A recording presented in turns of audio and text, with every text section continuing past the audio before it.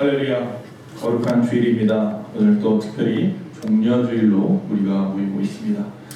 오늘의 말씀은 요한복음 1장 35절에서 42절 말씀입니다.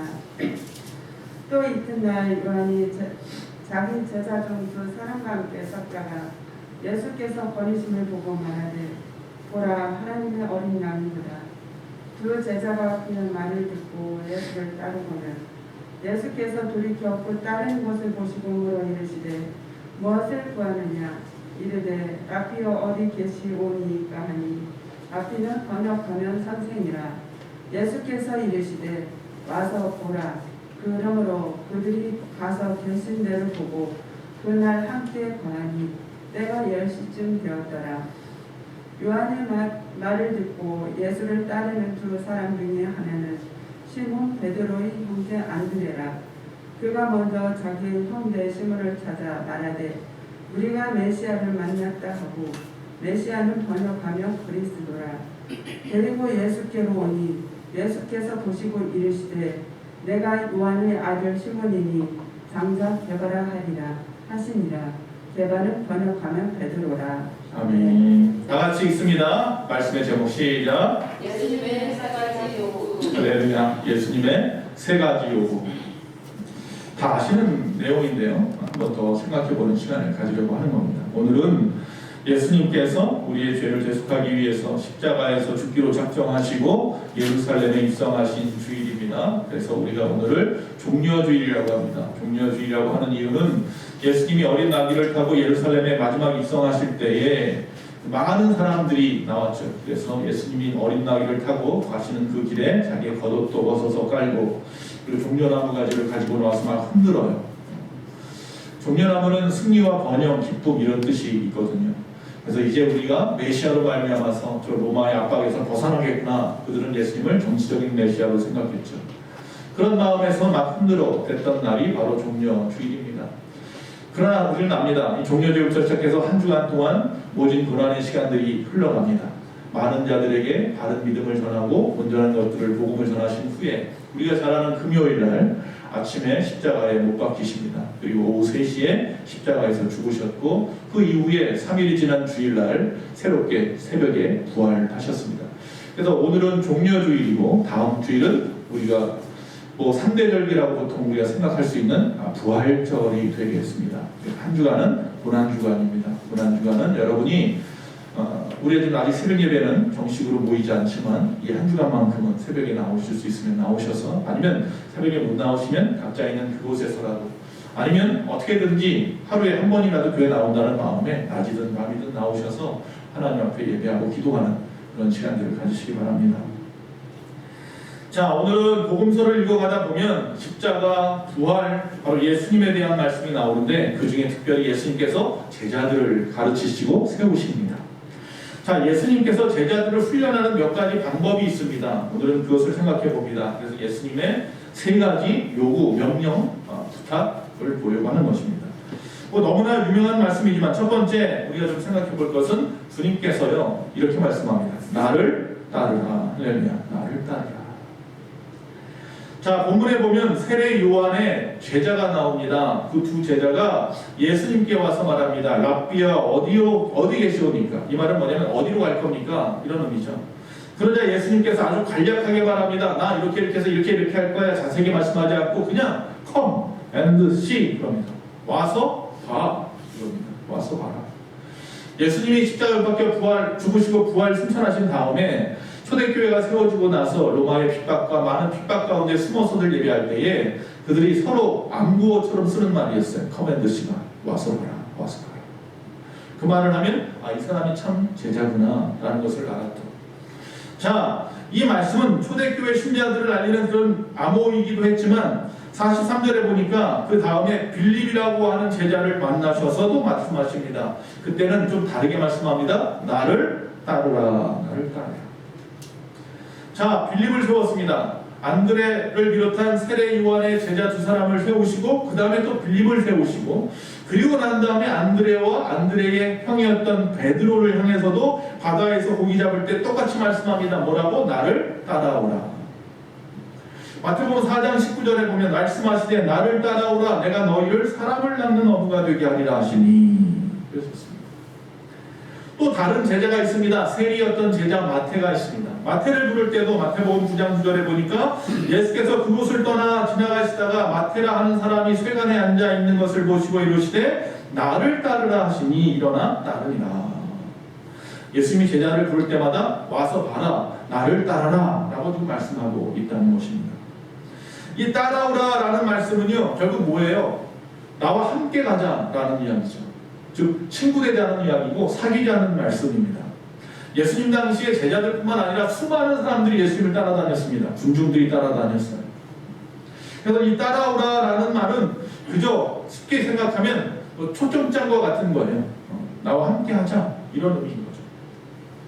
그러나 여기서 멈추면 안 되고요. 이 따라오라는 말은 더 나가서 제자가 되라라는 말씀인 거죠.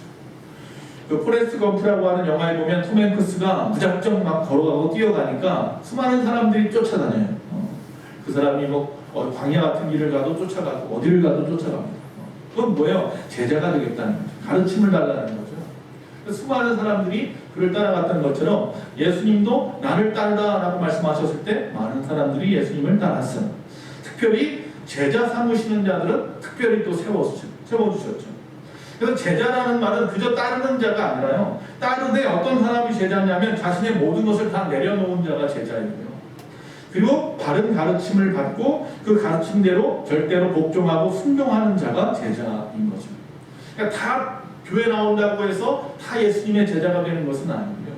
그 말씀대로 나를 내려놓고 말씀의 가르침대로 살아가는 자가 제자인 거죠. 요즘은 스승이 없다고 합니다. 선생은 있는데 스승은 없고 학생은 있는데 제자는 없어요. 그러니까 배우는 건 배우는데 자기의 유익을 위한 배움 그 이상 그 이하도 아니고요. 가르치긴 가르치는데 자신의 이익을 위한 가르침 그 이상도 그 이하도 아닌 그런 시대에 우리가 살고 있다고들 합니다. 그러나 아직도 진정한 스승은 있고 진정한 제자는 있는 줄로 믿습니다. 자, 제자라는 단어는 영어에서 두 가지로 쓰입니다. 디사이플이라는 단어가 있고요. 팔로라는 단어가 있습니다. 이 디사이플이라고 하는 단어는 진짜 제자를 말하는 겁니다. 팔로라는 말은 그 말 그대로 따라다니는 자라는 뜻으로 사용되죠. 근데 여기서 지금 예수님께서 나를 따르라 이 말은요 디사이플로 부른 건 아니에요. 팔로우로 불렀어요. 팔로우미 이런 의미예요. 근데 그들이 어떻게 해요? 예수님을 따라다니면서 예수님이 하시는 모든 것들을 스스로 경험하게 되고 보게 되면서 내가 뭐가 되는 거예요? 제자가 되어져 가는 거예요. 그래서 이 따라오라라는 말은 거기에서 멈추면 안 되고 그래서 뭐가 되라? 참된 디사이플 제자가 되어라 라고 말씀하고 있는 것입니다. 무조건 자기 유익을 위해서만 따라다니던 수많은 군중에서 머물지 말고 그 중에 하나님의 제자들이 몇몇 세워진 것처럼 그런 진정한 제자가 되어라 라고 말씀하고 있는 겁니다. 자, 마가복음 8장 34절에 보니까 그래서 참된 제자는요 무리와 제자를 불러 이르시되 누구든지 나를 따라오려거든 자기를 부인하고 자기 십자가를 지고 나를 따를 것이니라 라고 말씀하고 있는 것입니다. 자, 참된 제자, 많은 무리 따르는 자들 중에서 참된 제자는 첫 번째 자기를 부인하는 사람인 거죠. 예수님을 따르기로 마음을 먹었죠. 그래서 여기 지금 앉아 있는 거잖아요. 예수님을 믿는 그리스도인이 되기로 마음 먹었잖아요. 그럼 여기서 있는 거잖아요. 그러면 여기서 멈추지 마시고 제자가 되십시오. 제자가 되는 방법은 자기를 부인하는 것입니다. 사람은 누구나 자기의 철학이 있고 의지가 있습니다. 자기 의가 있고 자기 가치관이라는 것이 있는데요. 그거 뭐 하라는 거예요? 부인을 합니다. 다 내려놓으랍니다. 다 버리랍니다. 그리고 성경 말씀 속에서 말하는 의, 성경에서 말하는 가치관을 따라가라라고 말씀하고 있는 것입니다. 그래서 베드로와 안드레를 부르실 때에 뭐라고 말씀하냐면 그냥 나를 따라라 그러지 않고요. 배와 그물을 버려두고 쫓아오라고 말합니다. 그래서 베드로와 안드레는 뭐예요? 배와 그물을 버려두고 예수님을 쫓아갑니다. 대단한 사람들입니다. 그들에게 배와 그물은 전 재산이고 생계 유지의 유일한 방법입니다. 근데 그 모든 것을 다 포기하라라고 말합니다. 부인하랍니다. 세관에 앉아있는 마태에게도 말씀하시는 겁니다. 나를 따라오라 그랬죠. 그랬더니 그는 어떻게 합니까? 남들은 못돼서 난리예요. 세무공무원 자리가 얼마나 좋은 자리입니까? 그런 자리를 갖다가 다 버려두고 예수님의 제자가 되었다. 이처럼 자신의 어떤 이익이 되는 모든 것들을 다 포기하는 자기의 가치관까지도 포기하는 것이 제자입니다. 부자 청년이 성경에 보면 나옵니다. 이 부자 청년도 예수님의 제자가 되고 싶었어요. 그런데 예수님이 뭐라고 말씀하냐면 내가 가지고 있는 모든 재산을 다 팔아서 가난한 자에게 다 나눠주고 따라오라 그러니까 부자 제자 청년이 어떻게 합니까? 근심하면서 돌아가 버렸다 그랬어요. 예수님의 13번째 제자가 될 수 있는 기회를 놓쳐버린 거예요.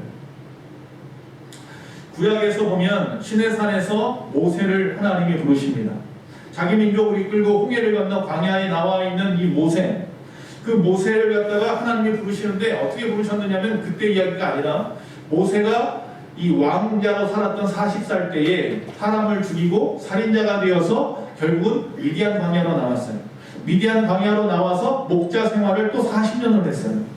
그 목자 생활을 하고 있는데 어느 쪽 저 산 더 반대편에 불이 활활 타고 있는 것을 보고 가봤더니 떨기나무 하나에 불이 붙었는데 타지 않고 있는 거예요. 그래서 이상하다 생각하고 가봤습니다. 이 목자 모세가 가보니까 거기서 음성이 들리는 거예요. 이곳은 거룩한 곳이니 내 신을 벗어라. 내 신을 벗어라. 이 신발의 의미는 어떤 의미냐면 자기의 권리를 의미하는 거예요. 그러니까 이곳은 하나님의 거룩한 곳이니 너의 모든 권리를 내려놔야 된다. 포기해야 된다라고 말씀하는 거예요. 이와 같이 이 모세도 그 말씀대로 신발을 벗었고 그곳에서 하나님이 말씀하신 뜻대로 담대하게 살인자로서 죽을지도 모르는 그런 상황임에도 불구하고 자기 민족을 끌고 나올 수 있는 담대함이 그에게 있었던 거죠. 거룩한 자기 부인이 우리에게도 필요합니다. 신을 벗어야 할 때는 벗어야 합니다. 배와 그물을 버려야 할 때는 버려야 합니다. 세관의 자리를 내려놓아야 할 때는 또 내려놓아야 하는 거죠. 세상 것 다 짊어지고는요 예수님을 따라갈 수 없기 때문입니다. 두 번째 뭐라고 했습니까? 자기 십자가를 지고 나를 따르라 그랬습니다. 자기 십자가를 지고 나를 따르라. 이 십자가라는 말은 쉽게 이야기하면 희생이나 고통이나 헌신 같은 의미가 있는 거예요. 즉 다시 말하면 우리가 예수님을 따르려면요 희생이 따를 겁니다. 예수님을 따르려면 고통도 있고 헌신의 시간도 있어야 될 겁니다. 즉 제자라고 하는 것은 그리스도를 위해서 고난도 당하고 희생도 하고 헌신도 하는 그런 사람들을 말하는 거예요. 그러니까 나를 따르면 부자가 될 거야, 나를 따르면 권력도 얻고 명예도 얻을 거야가 아니라 나를 따르다 보면 고통도 당하고 고난도 당하고 희생도 해야 되고 헌신도 해야 될 거야 라고 말씀하시는 거예요. 십자가를 지라는 말씀은. 그런데도 나를 따를 수 있겠니? 예, 그래도 나는 따를 수 있습니다. 왜? 우리는 세상에 소망이 있는 자가 아니라 하늘에 소망이 있는 자들이기 때문입니다. 수많은 순교자들을 우리가 알잖아요. 성경에 나와 있는 제자들이 예수님 때문에 예수님을 믿는 그 믿음을 버리지 못해서 목숨을 잃었잖아요. 거죽이 벗겨지고 목이 잘리고 십자가에 거꾸로 매달리고 불타서 화형을 당하고 창에 맞아 죽고 낭떠러지에 떨어져 죽고 끓는 물에 들어가 죽고 도끼로 목이 쳐서 죽고 말이죠. 수많은 사람들이 예수님을 부인하지 못해서 그 고통과 고난을 당했어요. 스데반도 끌려나가서 성 바깥에서 많은 사람들이 던지는 돌에 맞아 죽었어요. 그런데도 그 얼굴이 천사와 같았다 그랬어요. 하늘 영광을 바라봤다. 그럴 수 있느냐? 지금 그거 물어보시는 거예요. 세 번째, 나를 따르라는 말, 즉 참된 제자가 되라는 말은 자기를 부인하고 십자가를 지고 그리고 사람을 낳는 어부가 되라 라고 말씀하고 있어요. 자, 낚시꾼 아니 어부죠. 어부였던 이 베드로와 안드레를 향하여 주님이 말씀하시는 거 사람을 낚는 어부가 되라. 나는 물고기를 낚아서 먹고 사는데 물고기가 아니라 사람을 낚으라니. 사람이 물속에 사는 것도 아니고. 즉 다시 말하면 나만 예수님 따라다니지 말고 내 주변 사람도 함께 예수님을 따르게 하라라는 이야기죠. 즉 복음을 전하는 자가 되어라. 즉 복음의 증인이 되어라. 그게 제자. 그러니까 내가 봤을 때 예수님이 참 메시아이세요. 참 스승이 되실 분이야. 그러니까 나는 그분을 따라가. 그러니까 나만 따라가면 되는 게 아니라 그분을 모든 세상에다가 알려서 모든 사람이 그를 따르게 해야 된다는 이야기를 하고 있는 거예요. 그게 참된 제자의 사명인 거죠. 여러분이 알고 있는 복음서라고 하는 사복음서, 마태마가, 누가, 요한복음이 있죠. 그 사복음서는 다 의미가 달라요. 즉 누구에게 전하는 이유가 있어요. 즉 다시 말하면 마태복음은 유대인들을 향해서 보내는 복음이에요. 그리고 마가복음은 그 당시 그를 통치했던 로마인을 향해서 보내는 복음이에요. 그 누가복음은 그 당시 문화를 책임졌던 헬라 사람들을 향하여서 보내는 책이에요. 그리고 요한복음은 모든 세상 사람들에게 보내는 책이에요. 그래서 보통 마태, 마가, 누가복음은 공간복음이라고 하고요. 요한복음은 제사복음으로 따로 띄워놓기도 합니다. 어쨌든 우리가 잘 아는 말씀이 있습니다. 요한복음 3장 16절 다 같이 큰 목소리 한번 읽어보겠습니다. 시작. 하나님이 세상을 이처럼 사랑하사 독생자를 주셨으니 이는 그를 믿는 자마다 멸망하지 않고 영생을 얻게 하려 하시니라. 할렐루야. 이 말씀을 보통 우리가 성경 66권의 작은 복음이라고 말하죠. 핵심 복음이죠. 바로 이 작은 복음을 잘 전하는 사람이 주님의 증인인 거예요. 자, 이처럼 내가 주님을 따르라는 말씀에 내가 주님을 따르겠습니다라는 말은 그냥 무작정 쫓아다니는 게 아니라 이처럼 제자가 되라는 말씀인 거고요. 제자가 된 우리를 향하여 주님이 뭐라고 말씀하냐면 따라다니는 그들을 향하여 나를 믿으라라고 두 번째 말씀하고 있다는 거예요. 바로 요한복음 3장 16절 말씀이 그 말씀인 거죠. 나를 믿으라라는 말씀을 좀 생각해 보겠습니다.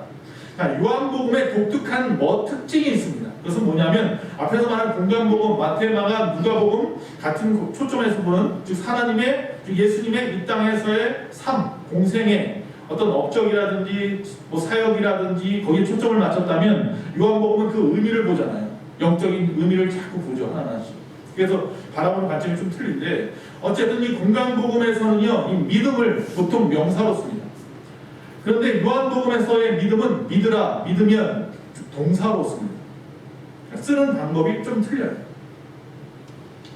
즉 믿음은요, 어떤 것이다 라고 해서 우리가 지식을 전달할 때 가르쳐서 정보를 얻잖아요. 이와 같이 믿음이란 단어의 국어사전의 뜻, 그걸 가르침으로 끝나는 게 아니라는 거예요.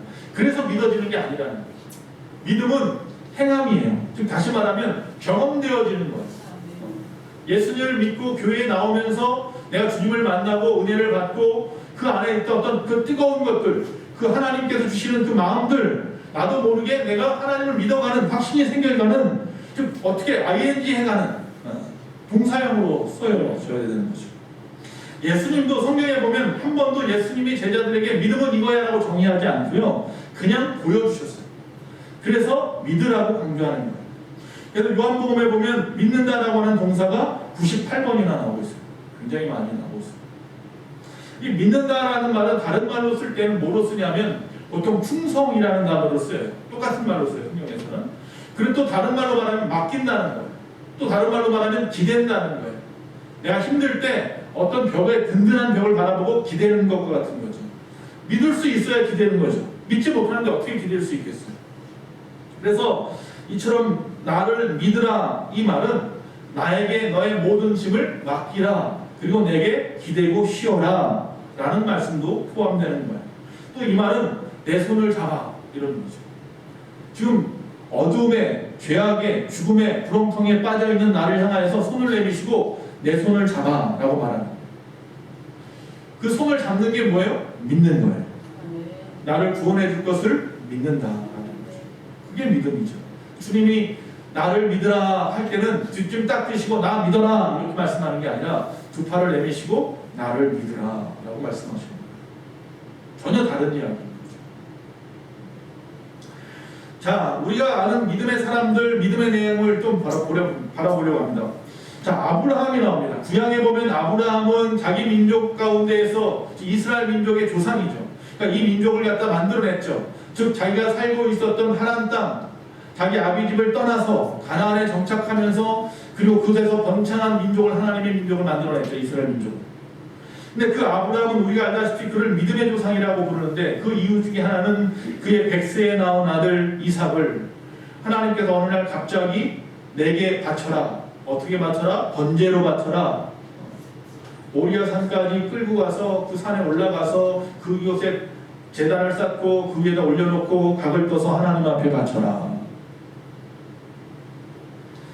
아브라함은 두말하지 아니하고 그 말씀대로 행하죠. 하나님이 주신 거니까. 그 이후에 그를 믿음의 조상이라 합니다. 하박국서에 보면 하박국이라고 하는 선지자가 그렇게 말합니다. 하나님, 우리 백성, 이 백성이 너무나 죄악 가운데 있는데 왜 보고만 계십니까? 이 백성을 어떻게든지 좀 하나님께서 채찍질을 하고 책망을 하든지 해서 좀 고쳐주십시오라고 하는데 하나님이 뭐라고 말씀하시냐면 그래 난 준비하고 있어. 그럼 어떻게 하실 겁니까? 그랬더니 아니 이방 나라를 들어서 이 민족을 갖다가 심판하겠다고 합니다. 그러니까 하박국이 또 이해가 안 되는 거예요. 왜 이방 나라입니까? 하나님을 알지 못하는 저 백성들, 죽어 마땅한 저 백성들을 들어서 왜 하나님의 백성들을 갖다가 심판하시려 합니까?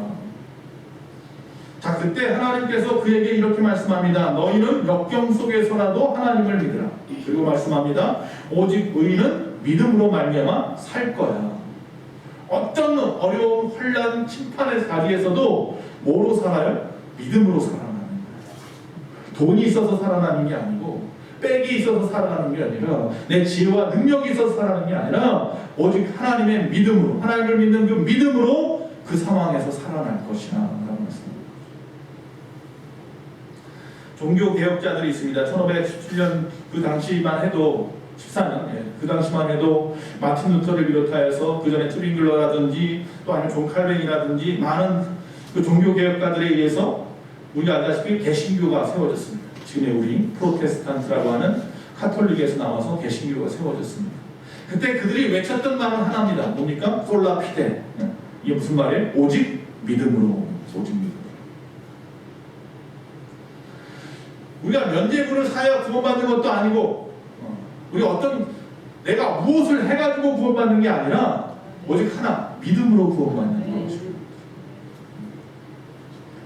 그래서 끊임없이 말하는 거예요. 오직 뭐예요? 믿으라.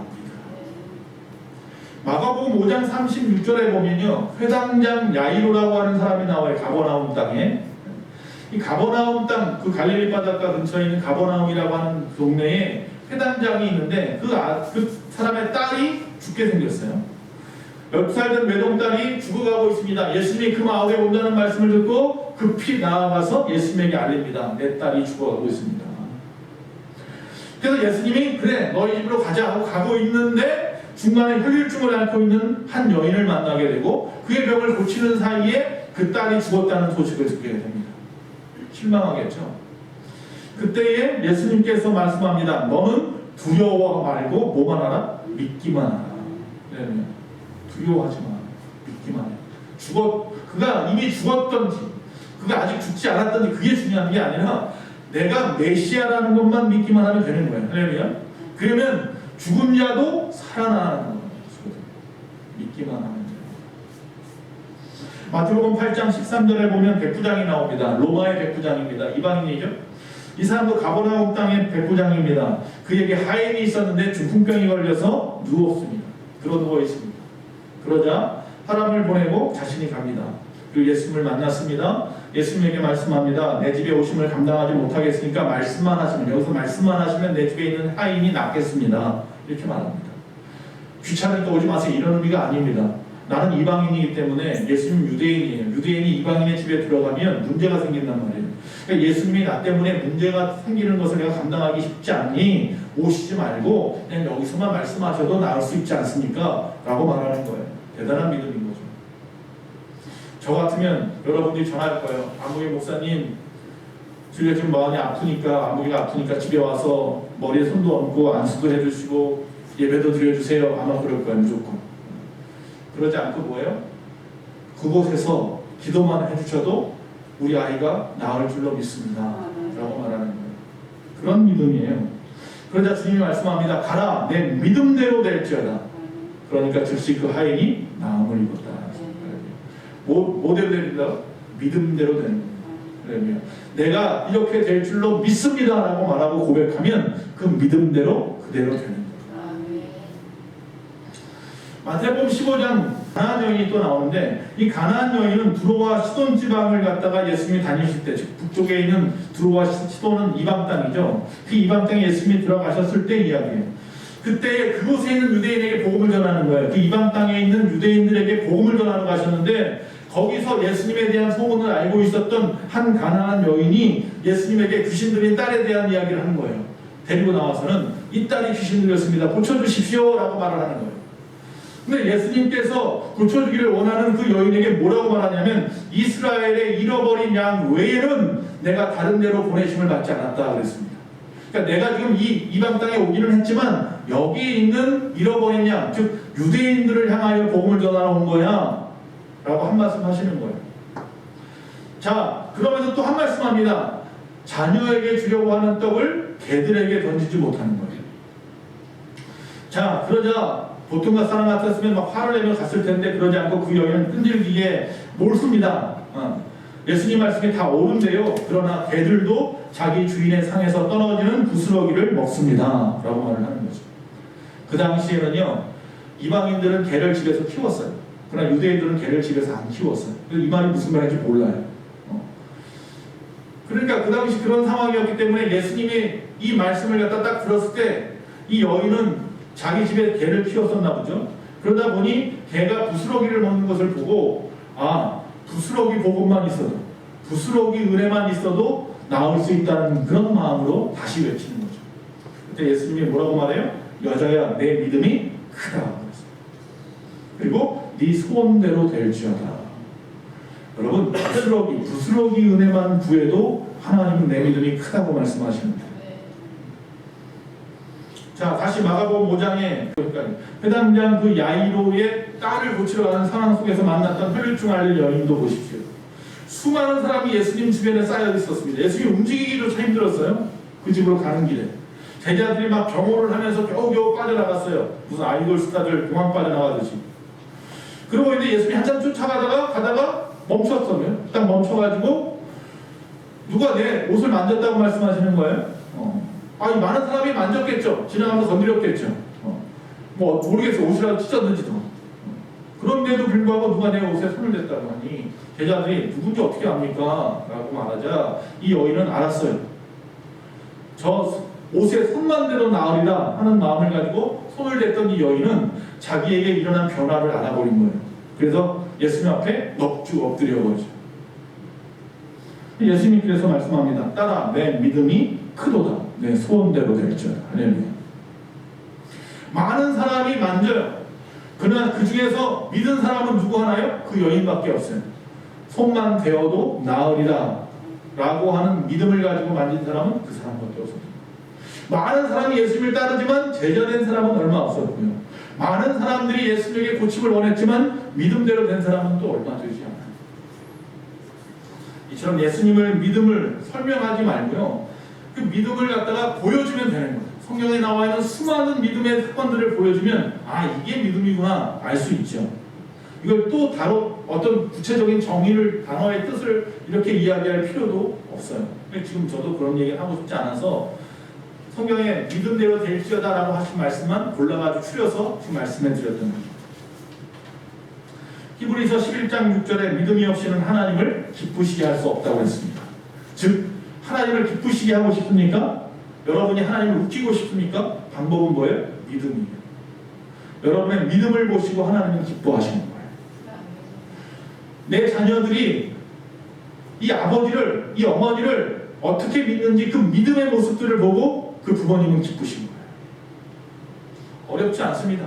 믿음으로 하나님을 기쁘시게 할 수 있습니다. 세 번째, 나를 어떻게 하라고 그래요? 사랑하라 말씀하세요. 나를 사랑하라. 자, 부활한 다음에 예수님께서 제자들을 만나시는데 이 베드로를 따로 만나십니다. 베드로에게 오셔서 말씀합니다. 바요나 시몬아, 내가 나를 사랑하느냐. 바요나, 바는 이제 아버지라는 뜻이고 요나는 이 사람 이름이죠. 그러니까 요나의 아버지 아들이라는 뜻이죠. 그러니까 요나의 아들 누구예요? 바로 이 시몬아, 베드로야. 내가 나를 사랑하느냐 이렇게 물어보시는 거죠. 자, 하나님께서 예수님이 부활하신 이후에 예수님을 통해서 하신 일들이 뭐 많은 일을 할 수 있는데도 불구하고 오직 뭘 하는 거예요? 제자들에게만 나타나게 하세요. 특별히 제자들에게만 나타나서 그 사람들에게 자신을 끊임없이 보이셔서 그들의 믿음을 확고하게 만드셔요. 그리고 난 다음에 질문하는 게 뭐예요? 사랑하느냐고 지금 묻는 거예요. 근데 이걸 몇 번이나 물어봐요? 3번이나 똑같은 질문을 하셔요. 내가 나를 사랑하느냐? 물론 단어가 좀씩 틀리지만 사랑의 의미가. 자, 그때마다 베드로가 뭐라고 말해요? 주여, 내가 주님을 사랑하시는 줄 당신이 아십니다. 라고 말해요. 아시잖아요. 왜 자꾸 물어보세요? 이런 의미죠. 이건 어떤 의미가 있어요? 베드로에게 내가 3번이나 예수님을 부인할 것도 아셨는데 지금 내가 그 사건 때문에 철저하게 회개하고 이제 당신을 위해서 죽기로 살아가기로 마음 먹은 것도 아시지 않습니까? 지금 그런 의미가 담겨져 있는 거죠. 그때마다 예수님은 뭐하라고 말하냐면 내 양을 먹여라, 내 양을 쳐라 이렇게 말합니다. 이 내 자는 너의 양이 아니라 예수님의 양이죠. 바로 저와 여러분이죠. 자, 즉 다시 말하면 내 양을 먹이고 치라는 말씀은 너로 하여금 목자로 삼겠다, 목자의 사명을 주겠다 이런 의미인 거예요. 그러니까 사랑하느냐라고 물어보시는 것은 사랑하는 자를 하나님께서 목자 삼으시겠다는 거예요. 그런데 제가 전에도 말씀드렸지만 목자라는 단어를 셰퍼드라고 쓰는데 여러분 셰퍼드가 목자인데 우리가 보통 하는 목동은 예수님이고요. 저와 여러분은 어떤 목자냐면 개, 셋바트예요. 셋바트. 그 역할을 하는 거예요. 이거 착각하면 안 돼요. 목사들이 잘못 착각해서 자기가 마치 무슨 목동이나 되면 선한 목자인 줄 아는데 선한 목자는 예수님이시고 그냥 셋바트예요. 목자가 한번 뭐라고 하면 그냥 이쪽으로 막 뛰어다니면서 뭐라고 저쪽으로 보내라 하고 막 뛰어다니면서 보내고 저는 그 역할을 하는 사람이에요. 교회 안에 재직들도 그 일을 하는 거고요. 어쨌든 간에 목자가 되라고 말씀하시는 거예요. 성경에 보면 목동이 앞에서 말한 모세도 있지만 다윗도 목동이었어요. 그렇죠? 시편 23편 여러분 너무나 잘 아는 말씀입니다. 여호와는 나의 목자시니 내게 부족함이 없으리로다. 네. 하나님이 목자십니다. 나의 목자이십니다. 항상 다윗은 그 사실을 잊지 않았어요. 여러분 하나님이 여러분의 목자 맞습니까? 그래서 정말 부족함이 없습니까? 거기까지가 중요한 거예요. 하나님이 나의 목자라고 말하면서 맨날 부족하다고만 하고 있어요. 이것도 부족하고 저것도 부족하고. 여호와는 나의 목자시니 내게 부족함이 없으리로다. 이 말씀은요, 이 앞에 단어만 중요한 게 아니라 그 다음 단어가 중요한 거예요. 나에게는 부족함이 없다고 느껴요. 근데 성경에 보면 최초로 하나님을, 우리 주님을 이 목자로 비유한 사람은요, 다윗이 아니라 야곱이에요. 그는 장차 오실 메시아를 목자라고 생각했습니다. 그리고 이 이사야나 스가랴나 에스겔 같은 선지자들도 장차 오실 메시아를 선한 목자라고 비유하고 있습니다. 바로 예수님이 선한 목자이십니다. 자신도 스스로 뭐라고 말해요? 나는 선한 목자라고 말씀하고 있습니다. 시편 23편 2절에 또 뭐라고 말합니까? 그가 나를 푸른 풀밭에 누이시며 쉴만한 물가로 인도하시는도다. 선한 목자는 어떤 사람이냐, 어떤 분이냐? 첫째로 그 양들을 푸른 풀밭에 그리고 쉴만한 물가로 인도하는 사람이 선한 목자입니다. 바로 우리 주님이 왜 선한 목자이시냐? 바로 우리를 푸른 초장, 푸른 풀, 우리를 잔잔한 물가, 쉴만한 물가로 인도하시기 때문이에요.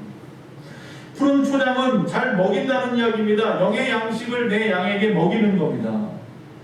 그 일을 우리가 이 땅에서 하는 겁니다. 주님이 우리를 통해서 일하시는 거잖아요. 우리에게 말씀하는 거예요. 베드로에게 말한 것처럼 내 양을 먹이라 말씀하신 것처럼 우리를 통해서 그 일을 하십니다. 잔잔한 물가 말 그대로입니다. 영의 양식인 말씀을 먹었으면 가라지 않은, 영원히 목마르지 아니하는 생수, 영생하는 생수를 마셔야죠. 성령을 말씀하죠. 성령으로 충만해야 되는 겁니다. 그래야 목이 마르지 않습니다. 갈급하지 않습니다. 두 번째 선한 목자는요, 양을 위해서 목숨까지 바치는 게 선한 목자입니다. 양을 위해 목숨을 바칠 수 있으면 선한 목자요, 그러지 않고 먼저 나살려나 도망가는 자는 사꾼이라고 했습니다. 그래서 요한복음 10장 11절에 나는 선한 목자라, 선한 목자는 양을 위하여 목숨을 버리거니와 예수님이 그렇게 말씀하십니다.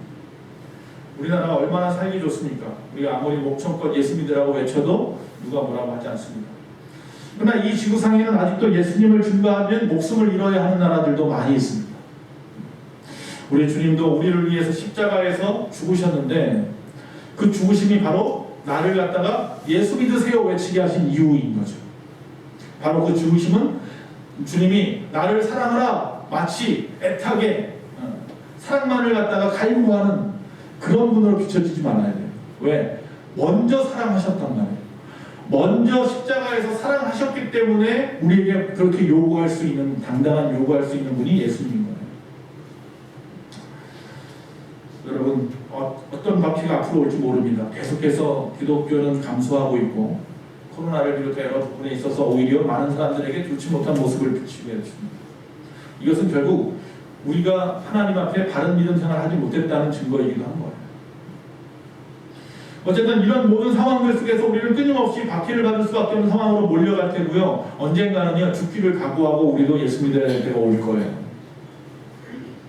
그때 주님께서 말씀합니다. 사랑하지 않으면 할 수 없다는 거예요. 그래서 끊임없이 우리에게 묻는 거예요. 나를 사랑하느냐. 세 번째, 선한 목자는요, 양을 지키는 문지기입니다. 양을 갖다가 우리에다 밤이 되면 다 모아놓고 그곳에 쉬게 만들어 놓고, 그리고 자기는 그 문 앞에서 자는 거예요. 그 문 앞에서 양을 지키는 거예요. 밤새 들짐승이 도둑이 들지 않도록. 그리고 스스로를 향해서 내가 문이라고 말씀해요. 나를 통해서만 하나님에게 들어가고 쉴만한 곳으로 나아갈 수 있다는 거예요. 요한복음 10장 7절에 그러므로 예수께서 다시 이르시되 내가 진실로 진실로 너희에게 말하노니 나는 양의 문이라. 그분에게만이 생명의 양식, 안식이 있습니다. 네 번째, 선한 목자는 명생으로 인도하는 것입니다. 시편 34편 4절에 내가 사망의 음침한 골짜기로 다닐지라도 해를 두려워하지 않을 것은 주께서 나와 함께 하심이라. 주의 지팡이와 막대기가 나를 안위하시나이다. 자, 목자가 막대기도 들고 있고 지팡이도 들고 있다고 합니다. 막대기는 때로는 악한 짐승과 싸우기 위해서, 지팡이는 내가 잘못 갈 때 내가 바른 길로 가도록 인도하기 위해서 들고 다닙니다. 이게 뭐 하는 거예요? 생명으로 인도하는 거잖아요. 이와 같이 선한 목자는 우리를 생명으로 인도하는 거예요. 더 나아가 영생으로 인도하는 분입니다. 그분 어디 예수님밖에 없죠. 그래서 예수님이 선한 목자이신 겁니다. 자, 세 가지 말씀했습니다. 나를 따르라. 그냥 굶는 것처럼 따르는 데 멈추지 말고 예수님 제자가 되라. 두 번째, 나를 믿으라. 하나님을 기쁘시게 하는 방법이라고 했습니다. 나를 믿으라. 세 번째, 나를 사랑하라. 주님이 먼저 우리를 사랑하신 것처럼 우리도 주님을 사랑해야 하는 거죠. 자, 이 사실을 정말 귀가 따갑게 우리가 평생 예수 믿으면서 이렇게 말씀을 나누다 보면 들어야 하는 내용이죠. 수없이 말씀을 할 겁니다. 믿으세요, 사랑하세요, 예수님을 따릅시다. 수없이 이야기할 텐데, 그러나 그 말씀이 오늘 새롭게 혹시 들려졌다면 그 말씀을 붙잡으시고 앞으로는 놓지 마시는 저와 여러분 되시기를 바라는 겁니다. 더 이상 머리로만, 마음으로만 따르고 마음으로만, 머리로만 믿고 사랑하지 마시고, 예수님처럼 먼저 우리에게 오셨고 먼저 우리를 믿어주셨고 먼저 죽기까지 우리를 사랑하신 것처럼 우리도 그분 앞에 나아가서 행함으로, 절대 복종하고 순종함으로 말미암아서 주님을 따르고 믿고 사랑하는 우리 예수만 공동체 모두가 되었으면 좋겠습니다. 주님의 오늘 종려주의를 보내면서 주님의 손에 못자국을, 주님의 발에 못자국을, 주님의 옆구리에 창자국을 우리가 좀 생각해야 합니다. 우리를 사랑하신 자국입니다.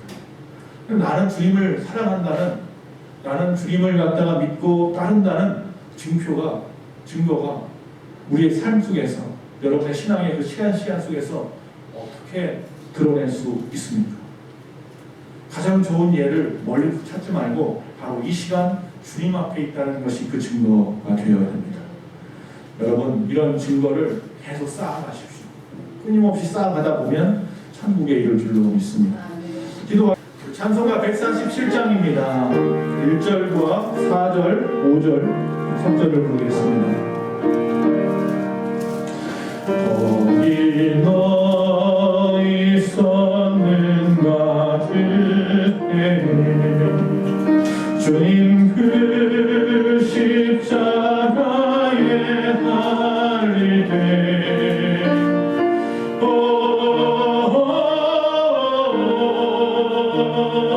때론 그 길로 나는 거기 너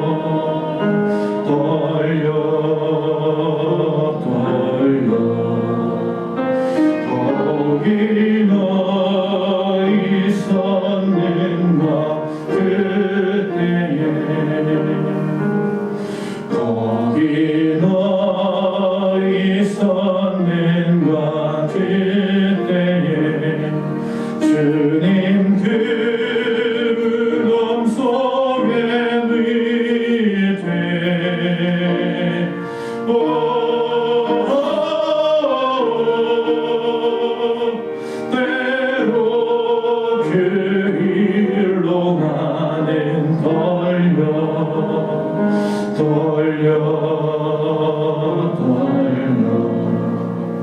거기 너 있었는가 그때에 거기 너 있었는가 그때에 주님 그 무덤 속에 나올 때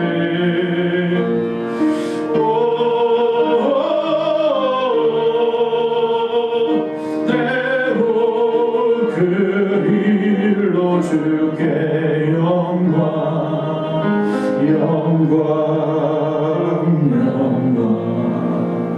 거기 너 있었는가 그때에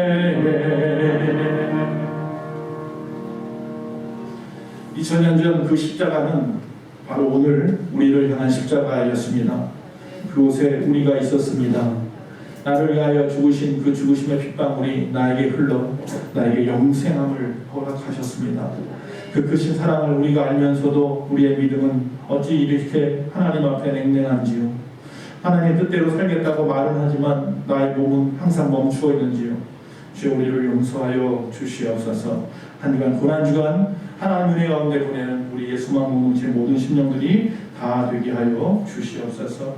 이 시간 주님 앞에 주일원금, 선교버스와 감사원금, 또 10의 1조를 드린 귀하고 복된 심령들이 계십니다. 하나님 앞에 올려드린 귀한 예물들이 주 안에서 그의 나라와 그의 의를 위하여 우리의 소망 공동체를 위하여 아름답게 사용되어질 수 있도록 주여 도와주시고 그 모든 손길마다 하나님이 기억하신 바 되시고 천만배로 갚아 주시옵소서. 한 주간도 건강하게 붙잡아 주시고 코로나의 모든 상황 가운데서 안전하게 붙잡아 주시옵시고 우리 가정을 지키시되 자녀들과 우리의 부모님과 남편과 아내를 지켜 주시옵소서. 지금은 우리 주 예수 그리스도의 그 크신 은혜와 우리 하나님 아버지의 그 무한하신 사랑과 성령님의 감화 감동 내주 교통하심이 거룩한 주일 종려주일 주님 앞에 영광 돌리며 예배한 모든 심령들 머리 위에 지금부터 영원토록 함께 있을지어다. 아멘.